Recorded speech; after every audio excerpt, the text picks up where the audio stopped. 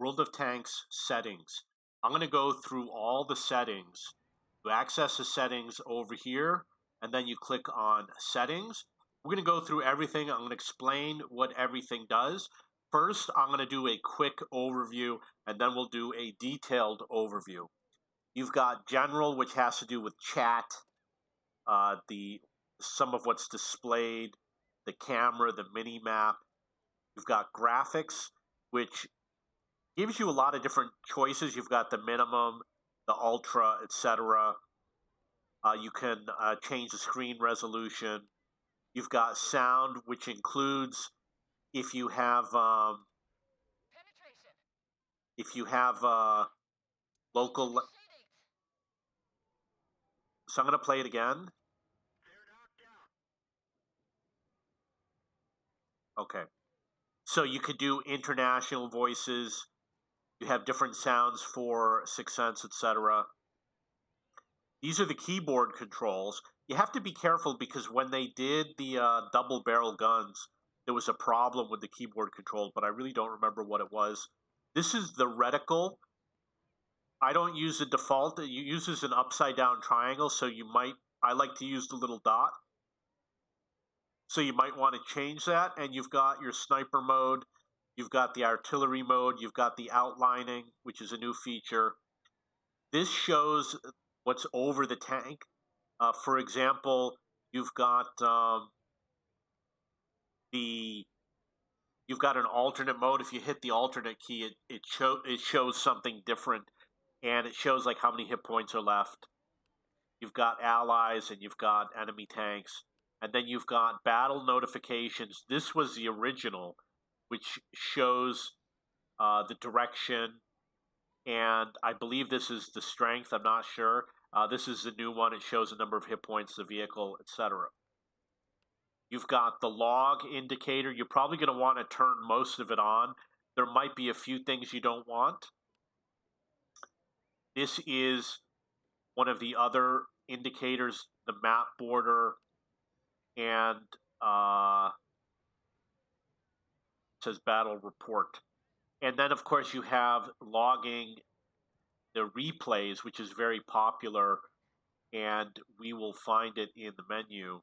There's a place over here which says enable battle recording, and you can either have none, the previous game, which means it might save one game, or all. That's a popular feature. So we'll start over here. We've got chat. A lot of these have to do with spam, offensive words, whether you want just your allies or just your clan members or just platoon members. And then we've got battle communication, indicate communication on the team panel. This is probably going to be when they say follow me and nice job and things like that. Random battle settings. This is if you want to play encounter, assault and defend, or grand battle. This is where you turn them on or off. So if you don't want to play encounter, you can turn it off over here. Or if you don't want to play grand battles, you can turn it off. You don't want to play assault, you can turn it off. There's people that turn it off, like a good player might turn off encounter because it hurts them from stat padding or something like that. You'll see people complain about it. It's just a game mode. So then you've got the vehicle panel. This is the panel across the bottom, which shows all your vehicles in the garage. You could either do 1 level or 2 level. If you have a lot of tanks, you're going to want to do 2 level. Display stats upon hovering over a slot in the garage.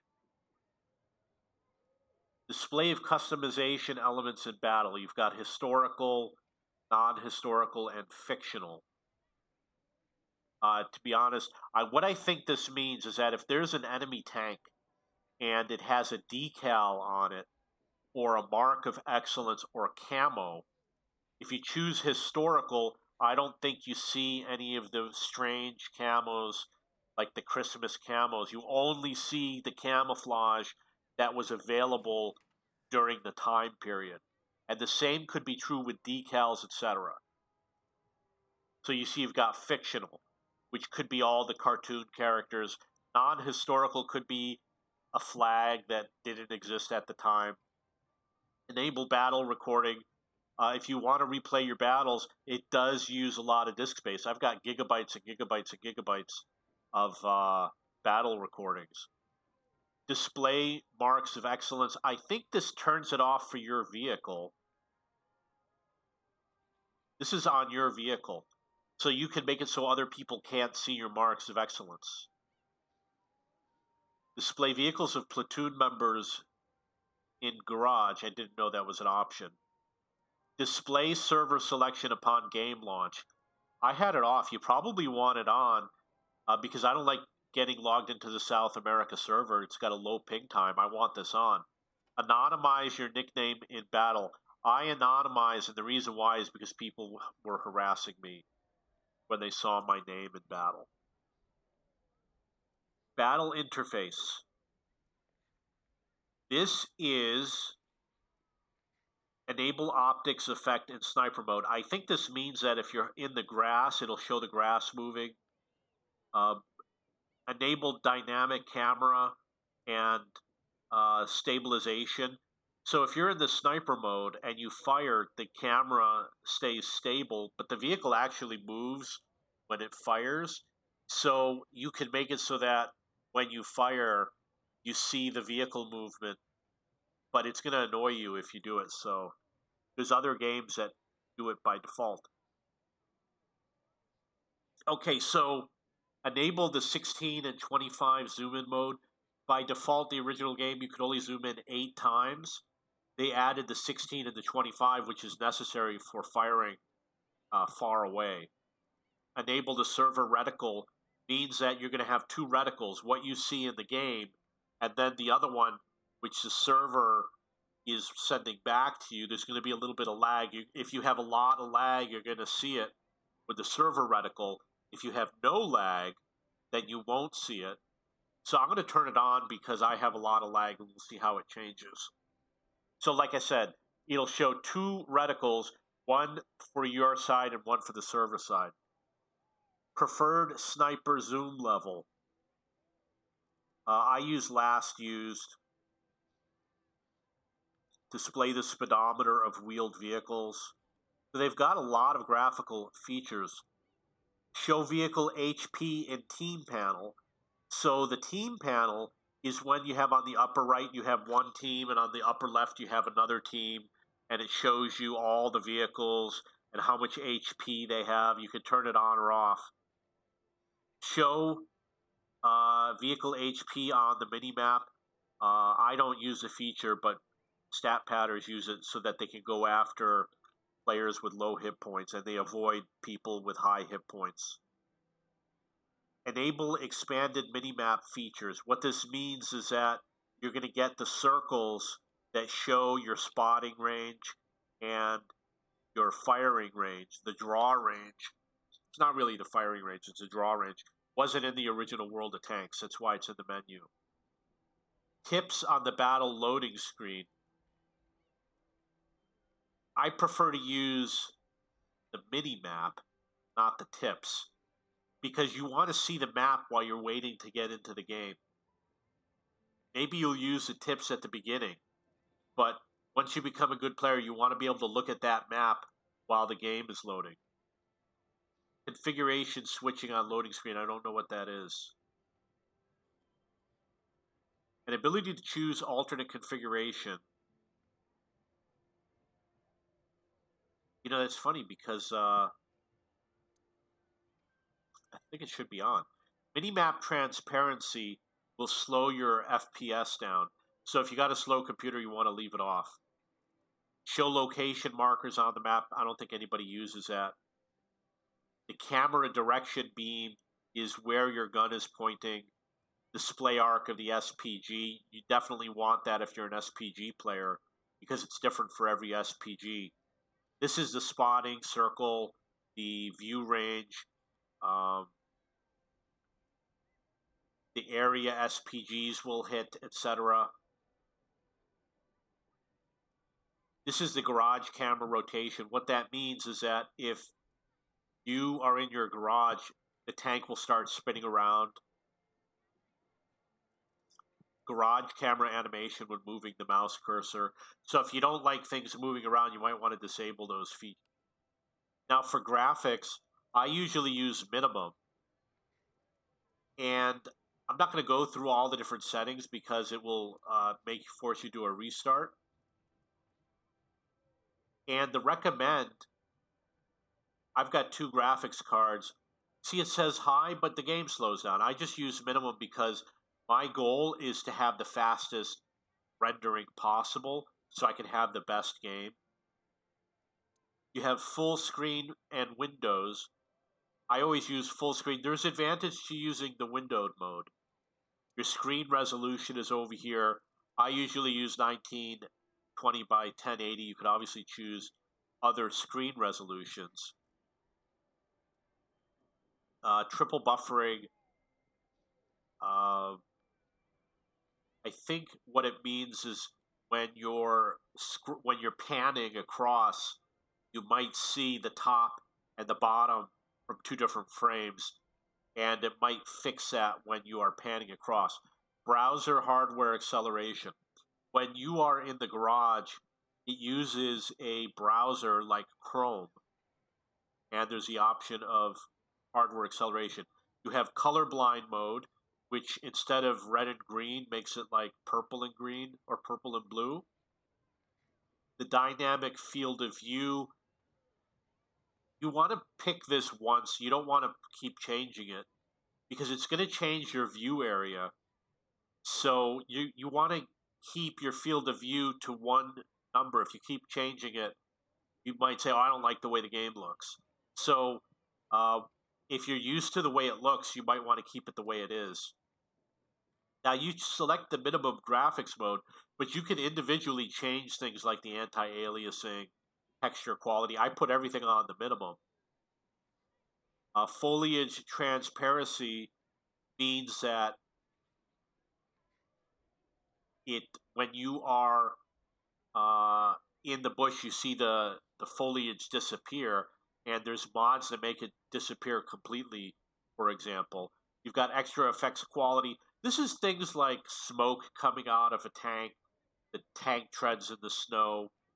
You've got track and wheel effects. Track physics, they have a new mode where the track falls out and falls on the ground. They have things like where you hit an object and it goes onto your tank, like you plow through it. Things go flying. Shadow quality, lighting quality. The other one you want to be aware of is gamma. Gamma is if you think your screen is a little too dark, you can adjust the gamma to brighten it up.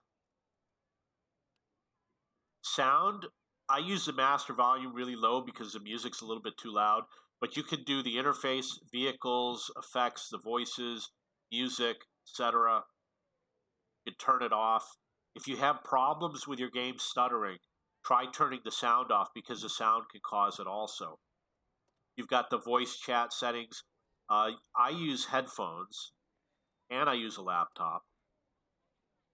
You can have English or whatever your default language is, or you could have the tech tree. So, for example, if it's Chinese, it will say it in Chinese.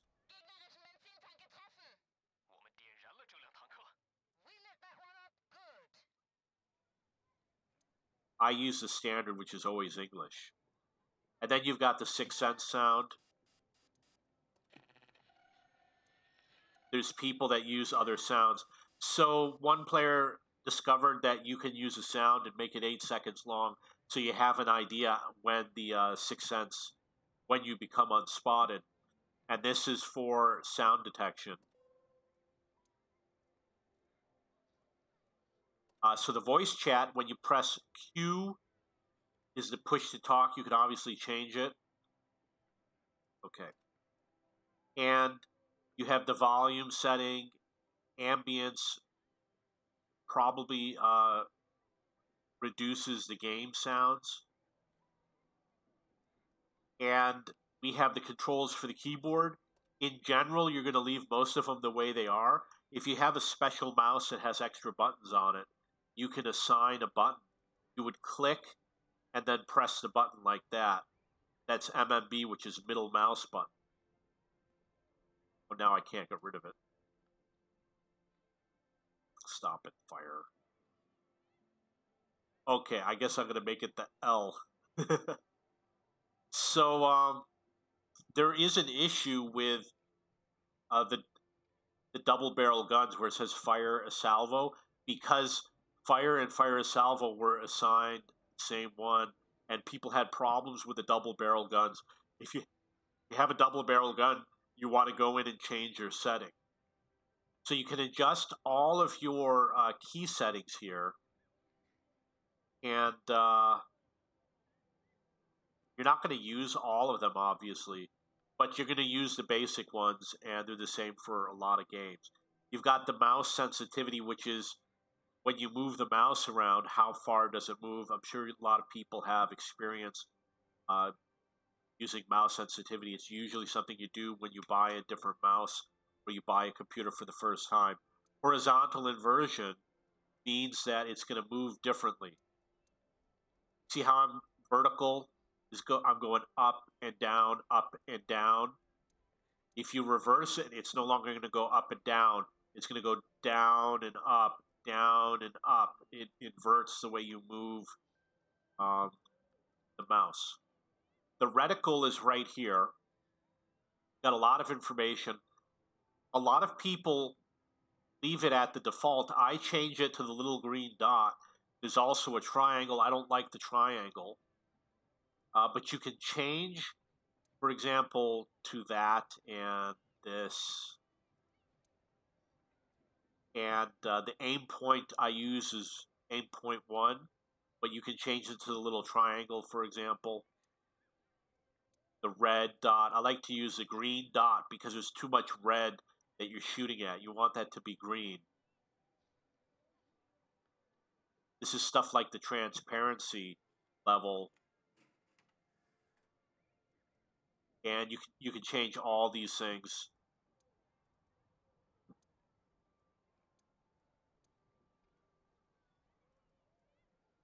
You've got the sniper mode. Obviously, you can make it different for the sniper mode. This is for the artillery mode, which means SPG. And then for outlining, you could do things like you could do where you're going to penetrate. This is where you cannot penetrate.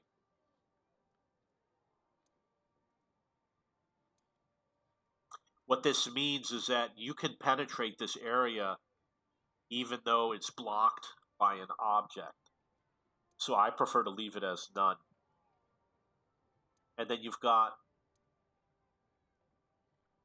what they call standard and simplified.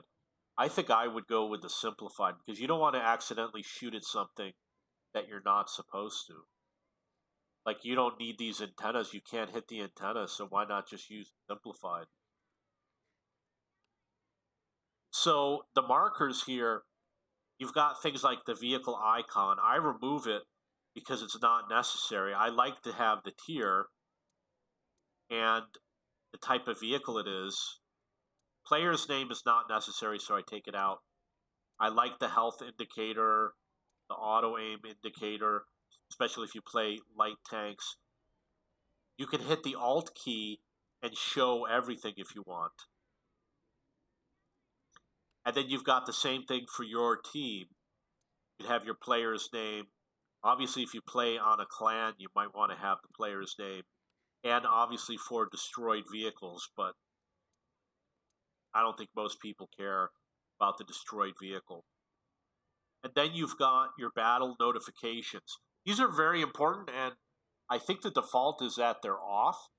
So you're going to want to go and turn a lot of this stuff on. Like, you don't want just the basic stuff. You want all these things to see how much damage you cause, how much you blocked. Maybe blocked by armor normally is not important, but if you're doing a mission, maybe it is. And also, for example, if you block a lot of armor, like 5,000, you're probably going to win the game because your enemy's wasting shots. Damage with your assistance is if you're spotting. This is an SPG value. You can make it so that it's always displayed. press the Alt key, do not display. You can make it so that this is down at the bottom, all events at the bottom, or this is how you're being hit. You probably want what's received up at the top. They obviously did it wrong. They should have done the damage you deal up at the top and what you receive down at the bottom. And then you can do different types of events. You've got the map border, which is either always highlighted, which means you can see it from far away, only when you're nearby, do not highlight. This is what it looks like when there's no display, the dotted line, and the wall. I believe it used to be a wall, and then they changed it to a dotted line. Battle report. You've got the hit points for the team, the value remaining. The difference is shown over here. The vehicle icons by tier. Maybe you might want to have it like that. It has it by tier. I see. I never knew that. Display missions. If you're working on missions, you probably want to see it because you want to know if you're about to complete a mission. Because if you're about to complete a mission, you want to turn the gold rounds on. Make sure you survive if you have to survive to complete the mission. And then you've got the progress. I really don't even understand what this means that it's number 3. This one you don't really need. You can shut this one off if it's annoying. Okay, so those are all of the settings in the menus. Sometimes you have to restart, especially if you do a graphics change. But otherwise, you usually don't have to.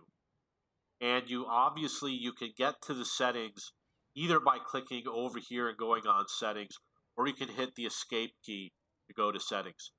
If you have any questions or comments, you can go to cheapbooks.cc, look for World of Tanks in the video games section under War Games.